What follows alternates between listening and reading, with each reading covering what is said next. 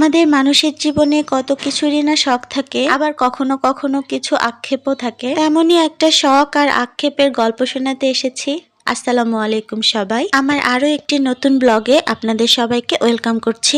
একটা মেয়ে সন্তান জন্ম নেওয়ার পর থেকে একটা বাবা মার প্রথম চিন্তা যেমন থাকে তার শিক্ষা, তেমনি আরেকটা চিন্তা থাকে যে তাকে ভালো ঘর এবং ভালো বর দেখে বিয়ে দেবে। তার উপর যদি সে হয় আরো আদরের মেয়ে, তাহলে তো কথাই নেই, বাবা মা সব কিছু ছেড়ে ভালো ছেলে ভালো ঘর খোঁজে। আমার বেলাতেও এটার ব্যতিক্রম কিছু নয়। আমিও আমার বাবা মায়ের অনেক আদরের সন্তান। আমার বড় ভাইয়ার জন্মের 10 বছর পর আমি জন্ম নিয়েছিলাম বলে আমার পরিবারের নয়নের মণি ছিলাম আমি। আমার আম্মু সবসময় চাইতো যে আমাকে অনেক বড় বাড়িতে বিয়ে দেবে।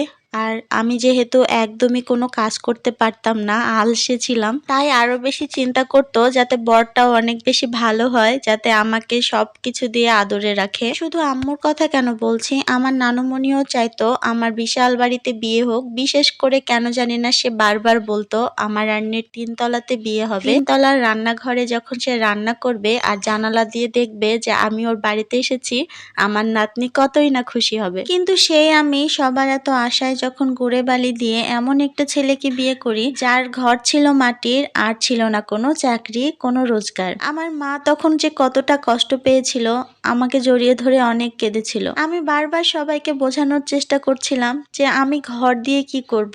আমি এমন একজন ছেলেকে বিয়ে করেছি যে আমাকে অনেক সুখে রাখবে।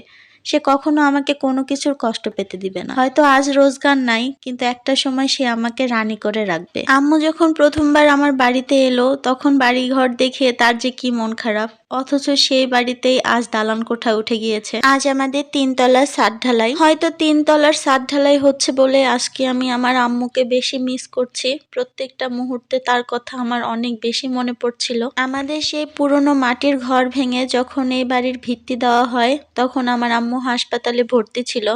আমার অনেক বেশি শখ ছিল আম্মুকে অন্তত একবার দেখানোর যে আমার বাড়ির ভিত্তি দেওয়া হয়েছে। সেটাও আমি আমার আম্মুকে দেখাতে পারিনি। কি জানি তখন হয়তো আমার আম্মু এই দৃশ্য দেখলে কতই না খুশি হইতো। সেই মুখটা দেখার শখ আমার আজীবনের আক্ষেপ। হয়তো এই ভিডিওটা আমার শেয়ার করার কোনো মানেই হয় না, কিন্তু কেন জানি বুকের ভিতরে একটা চাপা কষ্ট উকি দিচ্ছিল।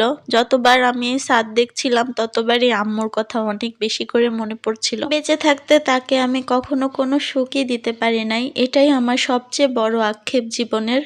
তাকে যদি আমি একটা বার জানাতে পারতাম, আম্মু তোমার রান্নি ভালো আছে, অনেক সুখে আছে, তুমিও ভালো থেকো আম্মু, অনেক ভালো থেকো।